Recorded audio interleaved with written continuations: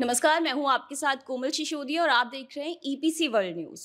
और इस वक्त हमारे साथ मौजूद हैं नोवा फॉर्मवर्क के मैनेजिंग डायरेक्टर मिस्टर विकास मित्तल जी। इनसे हम जानना चाहेंगे कि आखिर नोवा फॉर्मवर्क कंपनी जो है वो कैसे काम करती है और इसकी क्या स्पेशलिटीज़ हैं। सर, सबसे पहले आपका बहुत स्वागत है। धन्यवाद, धन्यवाद। नमस्कार। बेसिकली हमारी जो कंपनी है नोवा फोमवर्क्स प्राइवेट लिमिटेड, ये प्लास्टिक की शटरिंग बनाती है और हमने ये जो है 2011 में स्टार्ट किया था और हम इंडिया के पहले और ओनली मैन्युफैक्चरर हैं और ये प्रोडक्ट जो है पेटेंटेड है। हमने अपनी डिज़ाइनिंग करके इसको एस्टैब्लिश किया। तो मेन आप अगर देखें तो हम सब्स्टिट्यूट हैं, यानी रिप्लेसमेंट हैं फॉर कन्वेंशनल शटरिंग, जो जनरली पहले प्लाईवुड या स्टील यूज़ करते थे लोग। तो उसको रिप्लेस करने के लिए ये पर्टिकुलर सिस्टम है जहाँ पे जिस वजह से समझ लीजिए कॉन्ट्रैक्टर या बिल्डर या जो कंस्ट्रक्शन के कंपनीज़ हैं उनके लिए एडवांटेज है कि काम जल्दी भी होगा और बढ़िया तरीके से काम ख़त्म कर सकते तो हैं। सर, इसकी आवश्यकता क्या पड़ी, क्या ज़रूरत है इसकी? बेसिकली एडवांटेज ये है कि देखिए पहले पहले जो जिस तरीके से कंस्ट्रक्शन होता था उसमें बेसिकली प्लाईवुड यूज़ करते थे। तो प्लाईवुड में एक तो क्या है कि जो कारीगर हैं वो अगर अच्छा नहीं है तो फिनिश अच्छी नहीं आती। दूसरा, प्लाईवुड नंबर ऑफ टाइम्स जो यूज़ होता है, यानी रिपीटेबिलिटी उसकी बहुत कम है कि वो ज़्यादा से ज़्यादा 5-6 बार में ख़त्म हो जाता है। यानी तो उसकी वजह से उनको बार बार परचेज़ करना पड़ता है, तो वो कॉस्टली भी होता है और एनवायरनमेंट फ्रेंडली भी नहीं होता। तीसरी, अगर हम उसको स्टील के हिसाब से देखें तो स्टील बहुत हैवी हो जाता है स्टील का फोमवर्क यूज़ करने में, और फिर उसके वजह से जो है सेफ्टी हैज़र्ड्स भी हैं, क्लीनिंग इश्यूज भी हैं और आउटपुट भी कम आता है। आज आप मान सकते हैं कि पहले की तरह जो लेबर है वो उस तरीके से भी नहीं काम कर रही। जैसे अगर हम 10 साल 15 साल पहले की बात करें तो हार्ड वर्क आप करा सकते थे लेबर से, लेकिन आज के टाइम में जो है आपको टूल्स और सिस्टम अच्छे देने पड़ेंगे तभी वो एफिशिएंसी ला पाएंगे, वरना कोई भी हार्ड वर्क करके राज़ी नहीं है आज के टाइम में। तो हमारा जो फ़ोमवर्क है वो बेसिकली एक सिस्टम फ़ोमवर्क है जहाँ पे आप लॉकिंग सिस्टम है, तो कोई लीकेजेस नहीं होता। लाइट वेट है तो उसकी वजह से एफिशिएंसी बढ़ जाती है लेबर की, तो वो फटाफट यूज़ कर सकते हैं, आराम से उसको ट्रांसपोर्ट कर सकते हैं। स्टैकिंग जब यूज़ नहीं कर रहे हैं तो उसको स्टैक कर सकते हैं। क्लीनिंग बहुत आसान है क्योंकि कंक्रीट प्लास्टिक से चिपकता नहीं है, बिकॉज़ प्लास्टिक का सरफेस टेंशन बहुत कम है कंपेयर टू स्टील या प्लाईवुड। तो उसकी वजह से जो है कंक्रीट नहीं चिपकता है तो क्लीन सरफेस आता है। थर्डली, कोई एंडुलेशन या कोई बल्जिंग नहीं आती है कंक्रीट प्रेशर की वजह से, because it is a study product. तो एक अच्छा स्ट्रॉन्ग प्रोडक्ट है, तो उसकी वजह से जो है कोई फिनिश जो है बहुत बढ़िया आती है। इवन कंक्रीट की क्वालिटी बढ़िया आती है। रीज़न बीइंग कि लीकेजेस नहीं है, क्योंकि अगर लीकेज होगा तो ऑटोमेटिकली क्वालिटी कंक्रीट की ख़राब होती है वहाँ पे हनीकॉम्बिंग आके। तो ओवरऑल और भी बहुत एडवांटेजेस हैं। Basically at the end of the day तो उनको सस्ता भी पड़ता है क्योंकि ये 100-150 बार से ज़्यादा रीयूज़ हो जाता है, और और लाइट वेट होने की वजह से और बाकी लॉकिंग सिस्टम वगैरह होने की वजह से लेबर भी उनको कम पड़ता है और फास्ट प्रोजेक्ट कंप्लीशन बहुत फास्ट हो जाता है। तो सर, आपका ये जो आपने अभी काफ़ी सारी चीज़ें बताई और इसकी क्या एडवांटेजेस है ट्रेडिशनल फॉर्म वर्क की कंपैरेटिवली अगर देखें हम, तो प्लास्टिक फॉर्म वर्क की क्या एडवांटेजेस है? अब जैसे मैंने आपको काफ़ी चीज़ें तो अभी बताई हैं, लेकिन अब ट्रेडिशनली आप अगर देखें तो सबसे मेन यही है। ट्रेडिशनल फ़ोमवर्क में प्लाईवुड और स्टील, ये 2 चीज़ें ज़्यादा यूज़ होती हैं। और प्लाईवुड प्लाईवुड का जो है पहले तो मेकिंग करनी पड़ती है आदमी को, उसको कटिंग करके मेकिंग करेगा, तभी वो उसको उस साइज़ का फर्मा बना के फिर वो यूज़ करते हैं। हमारे में मॉड्यूलर है। मॉड्यूलर होने की वजह से जो है हमारे अलग-अलग साइज़ के पैनल्स आते हैं। तो आपको अगर कोई भी साइज़ बनाना बहुत आसान है। कोई भी आपने समझ लीजिए साइज़ बनाया तो एक पैनल हटा दिया या दूसरे साइज़ का पैनल लगा के उसका साइज़ बना लिया। तो इस वजह से आपकी कोई वेस्टेज नहीं है। आराम से साइज़ चेंज कर सकते हो आप। दूसरा ये है कि ओवरऑल स्ट्रेंथ और इसकी जो समझ लीजिए लोड टेकिंग कैपेसिटी है, वो कंपैरेटिवली लकड़ी या स्टील से ज़्यादा है। स्टील में बहुत हैवी अगर हम जाएँगे तो लोड टेकिंग कैपेसिटी ज़्यादा होती है, लेकिन फिर वो उतना ही काम करना उतना मुश्किल हो जाता है उससे।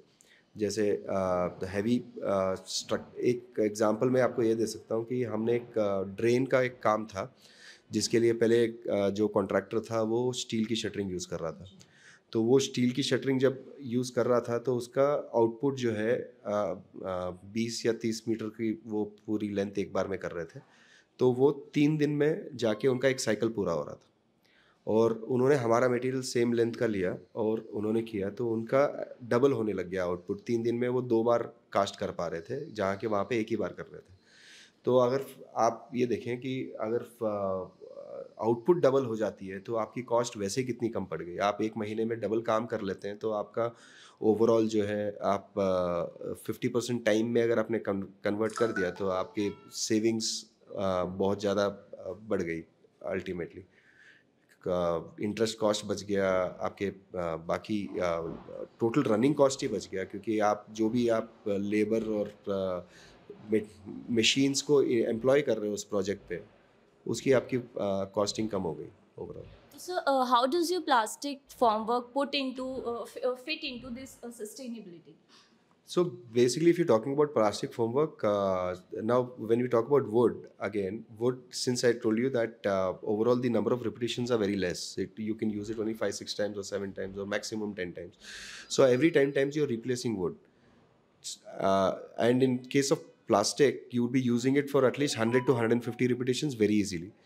So you'll be using just 1/10 of plastic compared to the wood what you're using, firstly. So you'll have to cut trees 10 times in comparison to one time usage of plastic. Secondly, plastic would be recycled totally. Again, for wood to be recycled, it will go into it is a long process. Again, it will get recycled though, but it is a longer process. Thirdly, people, what they do at sites, like if you talk about in northern India, in these winters at sites, people burn away these wooden formwork. So because of that you have pollution and all the other issues. So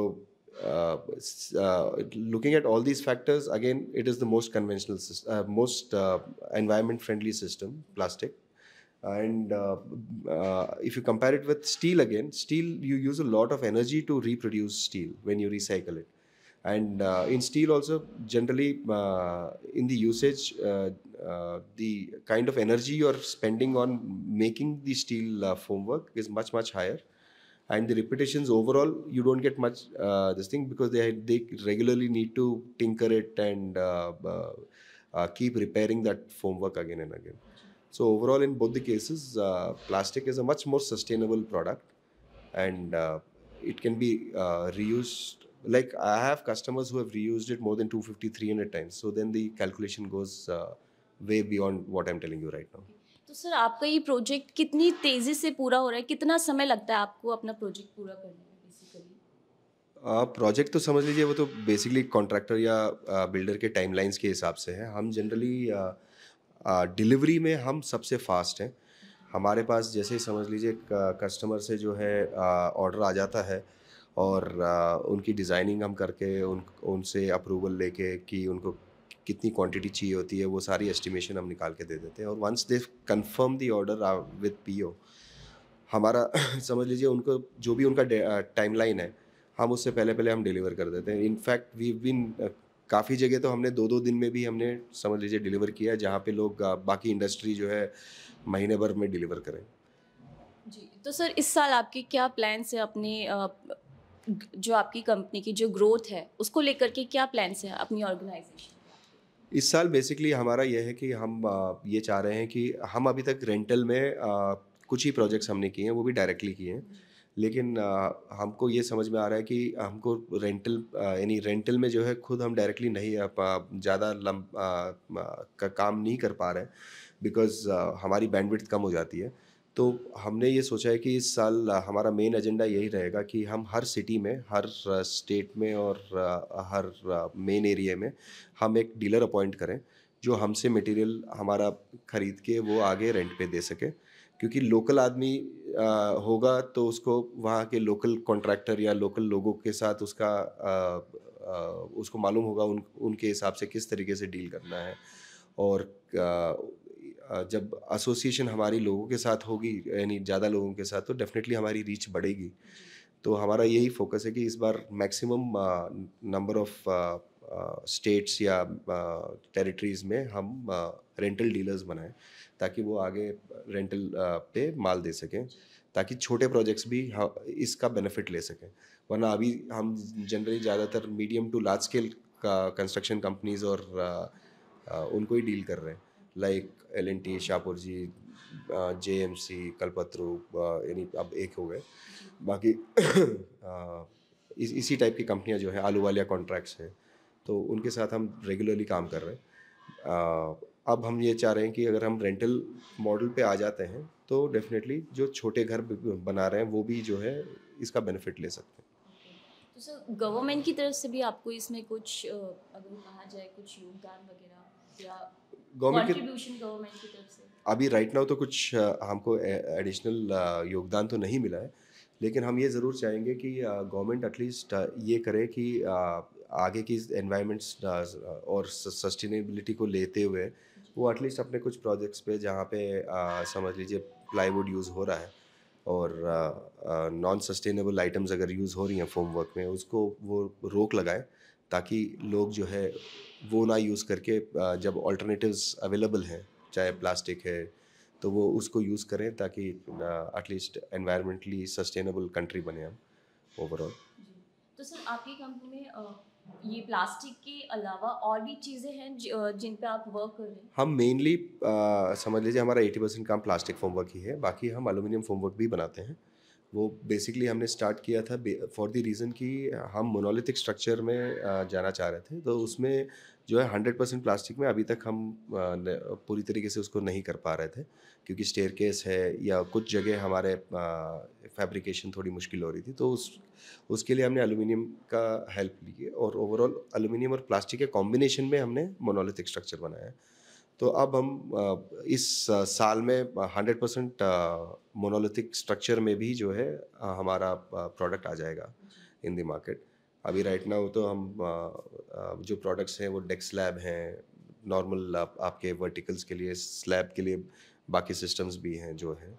तो इस साल का जो main target है monolithic structure में भी जो है प्लास्टिक का नियरली 90-95% प्लास्टिक हो जाए, और बाकी 2-4-5% अगर कहीं कुछ ज़रूरत पड़ेगी तो हम एल्यूमिनियम का यूज़ करेंगे वहाँ पे।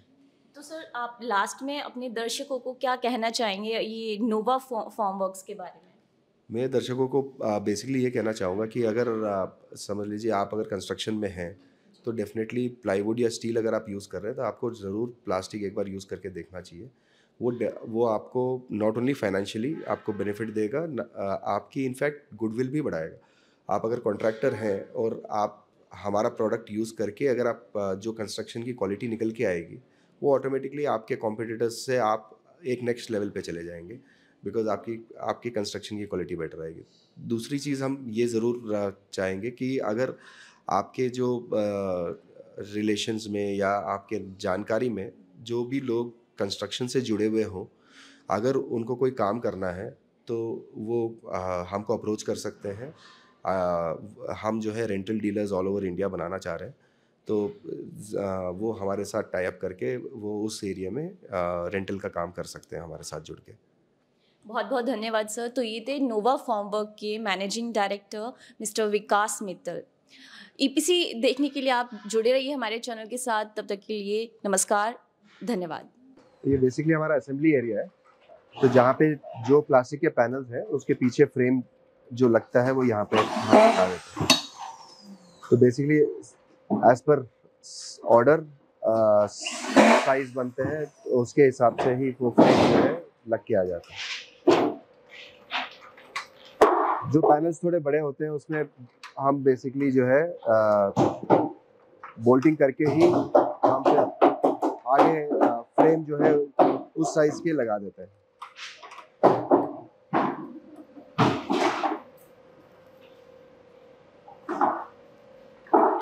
तो हमारे पास बेसिकली आप अगर देखें तो नियरली हर साइज के पैनल जो है वो स्टॉक में हम रखते हैं, ताकि हमारी डिलीवरी टाइम्स एकदम फास्ट हो, and so we are the fastest otherwise.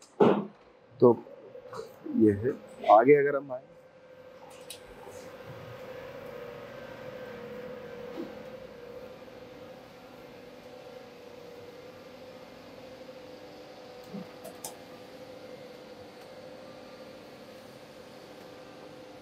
ये हमारी मेन जो प्रोडक्शन वाली मशीन है, जिस पे बड़े साइजेस के पैनल बनते हैं वो यहाँ बनते हैं, बाकी वो दूसरे यूनिट में बनते हैं अपने।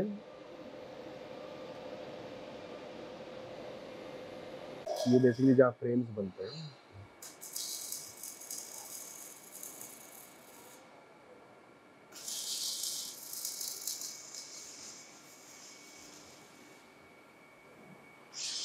मोल्ड्स का वर्कशॉप है, जो हम मेंटेनेंस ऑफ मोल्ड्स और नए मोल्ड्स बनाने का काम